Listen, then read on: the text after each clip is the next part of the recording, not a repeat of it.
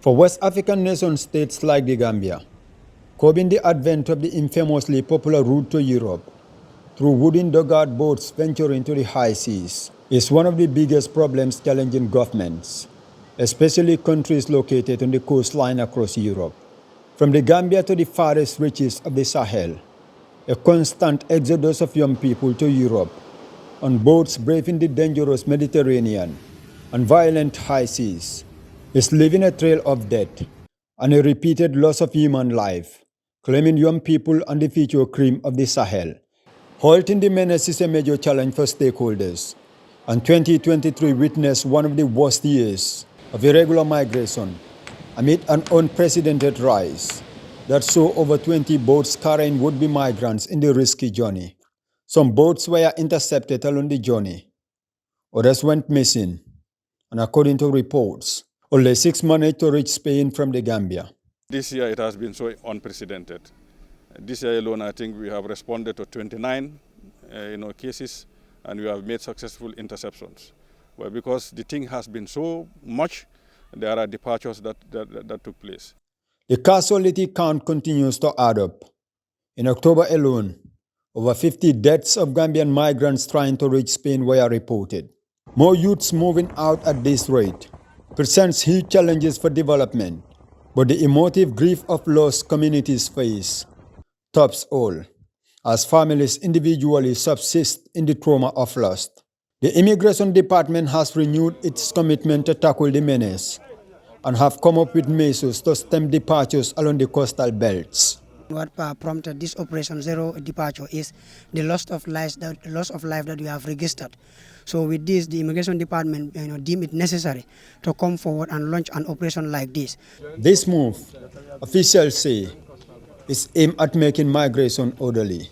Our main objective is to make migration safe, orderly, and regular. Migration itself is a good thing, so no one is saying no to migration. But migration, that is putting the life of our youths at risk, is something that we cannot tolerate. Late in the night on Sunday, the first anti-irregular migration patrols took them to Gunjur Beach, which has become the epicenter, and Lamen Lodge, a newfound route used by traffickers. However, the patrols were unsuccessful, as no activities of irregular departures were noticed at various hotspots. There have also been a series of allegations over the participation of security officials in what has become a lucrative business, turning traffickers into millionaires overnight. Many alleged security personnel have taken money from traffickers to allow easy departure of their boats. But is that the case? If anybody saw and have evidence that this is happening, you report it to us, and we will take drastic actions. But as far as I know for now, we have had information about this, but the investigations are inconclusive for now. Most traffickers have little or no regard for the safety of migrants, overloading boats without safety measures. They don't know the weather conditions as we speak. Some of their captains are ill-trained. The boats that they put them in are very precarious, and still they carry 300 people and place them in one boat. That is so reckless.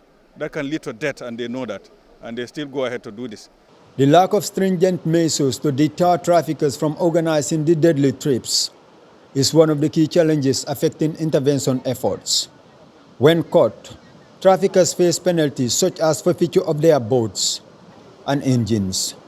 An effectual deterrent, security officials, however, say they are gearing up for further drastic measures to deter human trafficking. If you organize any departure and somebody dies, we will be forced to charge you with murder. Because even though if you don't have the intention, but you have been reckless enough, knowing that death will be the ultimate consequence of what you are doing, and you still went ahead and do it, we will bring all the evidence and to ensure that you are convicted for murder.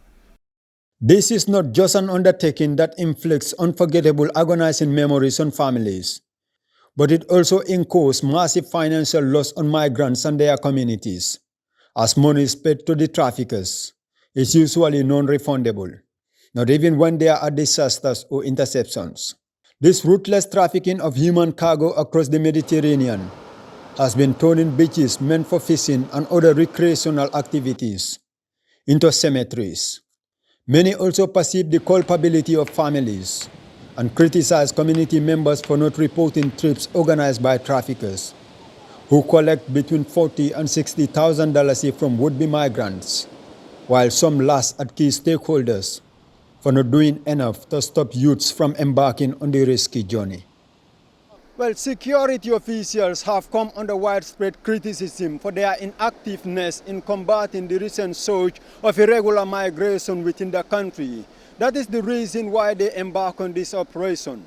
But one will question if this operation Zero Departure for Irregular Migration is not late. Over 20 boats are said to have departed along the coastal belt. Majority of those boats departed from places where we are, here in Gunjur and in Khartoum. In fact, the whereabouts of one of the last boats to have departed from Khartoum is still unknown, going into the 4th week since their departure. This begs the question, should stakeholders continue to be reactive to irregular migration challenge or being proactive in their drive towards curbing the irregular migration within the country? Famara Badjie, GRTS News, at the Gunjur Fish Landing Site in Combo South, West Coast Region.